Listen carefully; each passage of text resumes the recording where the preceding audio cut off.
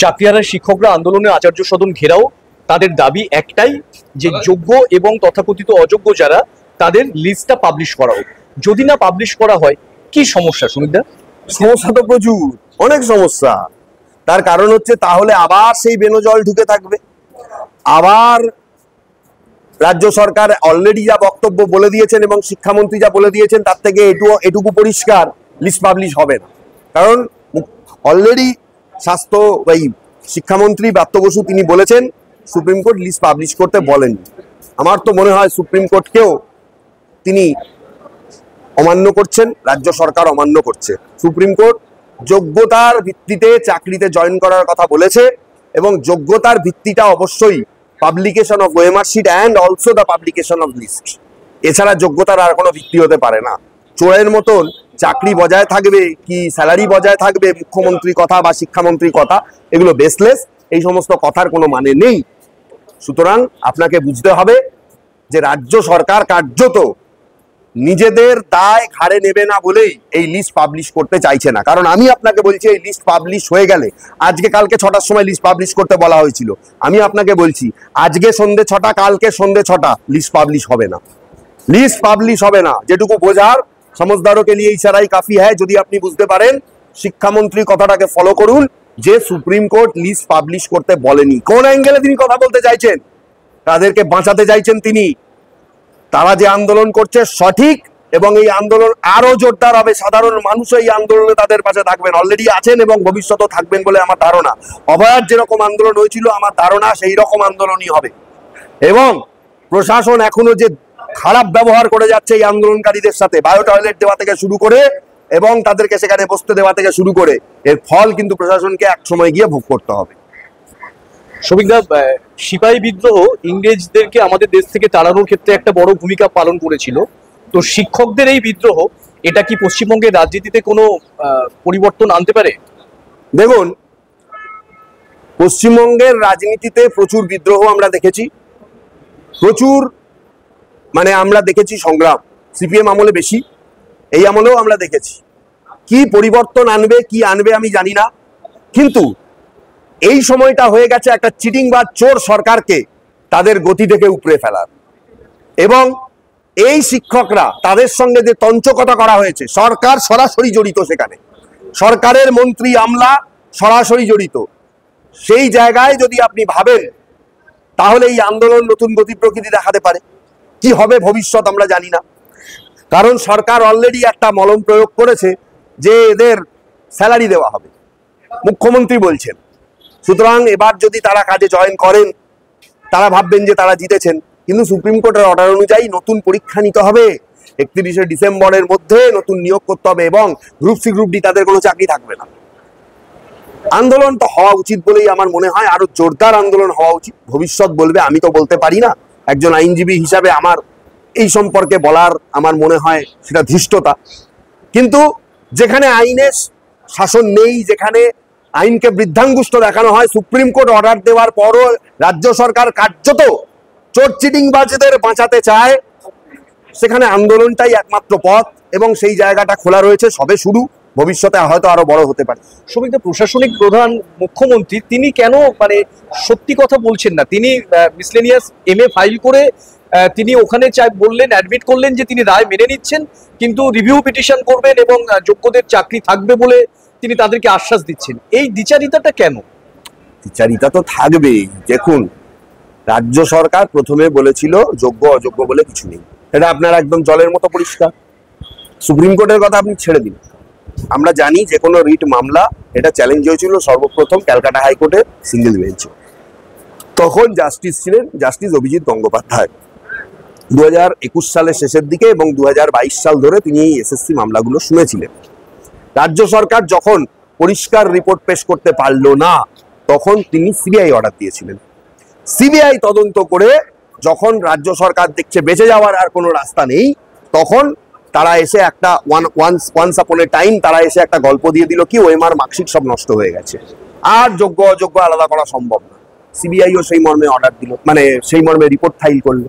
দেখুন, এরপরে এই মামলা ডিভিশন বেঞ্চ, ডিভিশন বেঞ্চ হয় সুপ্রিম কোর্ট, সুপ্রিম কোর্ট থেকে আবার হাইকোর্ট, হাইকোর্ট থেকে আলটিমেটলি আবার সুপ্রিম কোর্ট, সেখানে আবার রিভিউ পিটিশন ফাইল হয়েছে এবং রিভিউ এর অর্ডারও হয়ে গেছে। কিন্তু একটা কথা পরিষ্কার, এই 2.5 থেকে 3 বছর এই যে লম্বা যে journey, supreme court, high court, single bench, division bench, supreme কোর্টের special bench, high court division bench and also supreme court special bench, petition and review petition, এই যে লম্বা জার্নি, এই লম্বা জার্নিতে আমরা বিভিন্ন ফেজ এই কেসের দেখেছি। একজন আইনজীবী হিসাবে এই কেসটাকে আপনি যদি পূর্ণাঙ্গ বিচার করেন প্রথম থেকে শেষ অবধি, তাহলে দেখা যাবে বহুবার Calcutta high court, division bench, supreme court তারা রাজ্য সরকারকে বলেছিল যে আপনাদের তালিকা কোথায়। তারা এসএসসি কে বলেছিল যদি আপনারা বলছেন ফেক স্টুডেন্ট রয়েছে, ফেক পরীক্ষার্থী রয়েছে, তালিকাটা কোথায়, কারা ফেক হিসাবে ঢুকলো। এমনকি জাস্টিস জিওয়াই চন্দ্রচূড় তিনি একটা প্রশ্ন করেছিলেন যে কেন তাহলে এসএসসিটা চলবে, যদি ফেক টিচারদেরকে রিক্রুটেড করা হয় থ্রু এসএসসি, তাহলে এসএসসি বন্ধ করে দিই আমি। তিনি কিন্তু যাওয়ার আগে যখন তিনি মামলাটা শুনেছিলেন, মানে তার রিটায়ারমেন্টের আগে, আজকে তাকে নিয়ে অনেক বিতর্ক, যে আমি সেই প্রসঙ্গে যাচ্ছি না, কিন্তু তিনি এই মন্তব্য করেছিলেন। পরবর্তীকালে সুপ্রিম কোর্টের বর্তমান যে বেঞ্চ, চিফ জাস্টিস এবং আরো দুজন যে জাস্টিস, তারা রায় দিয়েছেন যে 26,000ই বাতিল। কিন্তু এই বাতিলের রায় জাস্টিস দেবাংশু বসাকই কিন্তু দিয়েছিলেন। আপনার মনে থাকতে পারে 2024 সালের আগস্ট বা সেপ্টেম্বর মাসে, আমার মাসটা ঠিক মনে নেই, তাকে 6 মাস টাইম দেওয়া হয়েছিল। 6 মাস শেষ হওয়ার 10 দিন আগেই তিনি রায় ঘোষণা করেছিলেন। যাই হোক, দেখুন, কিছু লোক তারা যোগ্যতা নির্ণয় মাপকাঠিতে পরিশ্রম করে চাকরি পেয়েছে, সবাই অযোগ্য নয়। আর কিছু লোক সাদা খাতা জমা দিয়ে 0 পেয়ে, 0 পেয়ে, 5 পেয়ে, 10 পেয়েও চাকরি পেয়েছে, পয়সা করি ম্যানেজ করে অথবা নেতা মন্ত্রীকে ধরে। তাহলে স্বচ্ছতাটা কোথায় থাকে? একটা রিক্রুটমেন্ট প্রসেস, সেই রিক্রুটমেন্ট প্রসেসে যদি আজকে এত গন্ডগোল থাকে, এত মিসঅ্যাপ থাকে, স্বচ্ছতা নেই। স্বচ্ছতা তো করতো স্বচ্ছতার জন্য, কোর্ট তো সঠিক বিচার করার জন্য। তাহলে আজকে যদি কোর্টের বিচার বেঠিক হয়, সেটা তো একটা দেশের পক্ষে আরো খারাপ। সেই জন্য আজকে তার রায় এসেছে। এবং আপনি যে কথাটা বলছেন, আমি সেক্ষেত্রে বলবো যোগ্য অযোগ্য এই কারণেই বাছাই করার দরকার যে যারা যোগ্য তারা চাকরি করার উপযুক্ত, যারা অযোগ্য সুপ্রিম কোর্টে যাওয়ার পরও তাদের যদি চাকরি না যায়, তাহলে তো দেশের সর্বোচ্চ যে কোর্ট, তার সম্বন্ধে মানুষের মনে এবং জনমানুষের সমাজে একটা খারাপ প্রতিক্রিয়া তৈরি হয়ে যাবে। মানুষ তো আর কোর্টের ওপর দ্বারস্থ হবে না, আমাদের আইনজীবীদের প্রতি মানুষের একটা খারাপ ধারণা তৈরি হয়ে যাবে, দেশের জুডিশিয়ারি সিস্টেম ভেঙে পড়বে। সুতরাং কোনো কোর্ট জানার পরে যে সেখানে পার্সিয়ালিটি হয়েছে, 2 নম্বরই হয়েছে, গন্ডগোল হয়েছে, সেটাকে রাখতে পারে না। অতীতেও আমরা দেখেছি 19,000 চাকরি ত্রিপুরায় বাতিল হয়েছিল, অন্যান্য রাজ্যেও হয়েছে, এই সুপ্রিম কোর্টই বাতিল করেছিল। সুতরাং সাবজেক্ট টু দি কনফার্মেশন, যোগ্যরাই চাকরি করবে এবং অযোগ্যরা বাদ যাবে।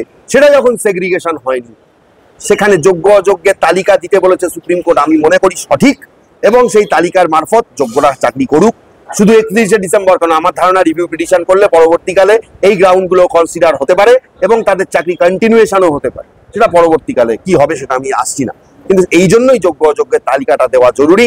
যারা সঠিকভাবে চাকরি পেয়েছে তারা চাকরি করুক, যারা বেঠিক বা চিটিংবাজি করে চাকরি পেয়েছে তাদের চাকরি যাবে। এবং কোনো আশ্বাস, কোনো মন্ত্রী, কোনো নেতা, কোনো মুখ্যমন্ত্রী কেউই তাদের চাকরি বাঁচাতে পারবে না। তাদের ভবিষ্যৎ একদম শেষ। আমি মনে করি যোগ্য অযোগ্য তালিকা না দিলে আজকে যোগ্যদের যেভাবে চাকরি চলে গেছে, তাহলে আর কেউই সুরাহা পাবে না। সেই জন্য তালিকা প্রকাশ করা খুব জরুরি। সমিত, আমার শেষ প্রশ্ন, এই সরকার পশ্চিমবঙ্গে 2011-তে ক্ষমতায় আসে এবং তারপর মোটামুটি 14 সালের পর থেকে 21-22 সাল পর্যন্ত শিক্ষক নিয়োগগুলো করে থাকে এবং প্রত্যেকটা নিয়োগে কিন্তু দুর্নীতি আছে বলে প্রশ্ন উঠেছে। তার মানে ওই সময় রাজ্য সরকার আরো যে রিক্রুটমেন্ট গুলো করেছিল বিভিন্ন ডিপার্টমেন্টে, সেগুলোও কি দুর্নীতির ঊর্ধ্বে নয়? একদম 200% দুর্নীতি। সেটা আপনারা শিক্ষা দপ্তরটা দেখছেন, শিক্ষা দপ্তরটাতে অতিরিক্ত বেলাগাম দুর্নীতিটা হয়েছে বলে। অন্যান্য দপ্তরে, বন দপ্তরে দুর্নীতি হয়েছে, টাইপিস্ট, কোর্টের টাইপিস্ট, লোয়ার কোর্টের টাইপিস্ট পোস্ট প্রচুর দুর্নীতি হয়েছে, প্রচুর। হাওড়া কোর্ট এবং হাইকোর্টে প্রচুর মামলা, প্রায় অন্তত আমি আপনাকে বলবো আমারই নলেজে অন্তত 10টা মামলা হাওড়া কোর্টে টাইপিস্ট পদে দুর্নীতি হয়েছে। হাওড়া কোর্টে প্রথমে ডিস্ট্রিক্ট জাজ হাওড়া কোর্টে মামলা হয়েছে, সেই মামলা আবার হাইকোর্টে চ্যালেঞ্জ হয়েছে। এছাড়াও অন্যান্য পরীক্ষার ক্ষেত্রেও দুর্নীতি হয়েছে। পুলিশ, স্বাস্থ্য দপ্তরে, পুলিশে সব থেকে বেশি আমার ধারণা। এই যে এত সিভিক ভলেন্টিয়ার থেকে শুরু করে পুলিশ যত রিক্রুটেড হয়েছে, সব থেকে বেশি দুর্নীতি যদি শিক্ষা দপ্তরের পর হয় কোথাও, সেটা পুলিশে হয়েছে। সবগুলোরই সিবিআই তদন্ত করতে হবে। এই একটা ধরা পড়েই তাদের মাথা বাঁচানোর জায়গা তারা পাচ্ছে না। অযোগ্যদের জন্য ঝাঁপিয়ে পড়ছে রাজ্য সরকার, তার মুখ্যমন্ত্রী, তার শিক্ষামন্ত্রী। ভবিষ্যৎ কি হবে সেটা ভবিষ্যৎ বলবে, কিন্তু দুর্নীতি সমস্ত জায়গাতেই হয়েছে। আমার ধারণা আরো মামলা হবে, আস্তে আস্তে সমস্ত দুর্নীতিরই পর্দাফাঁস হবে। ধন্যবাদ সৌমিক। ওকে।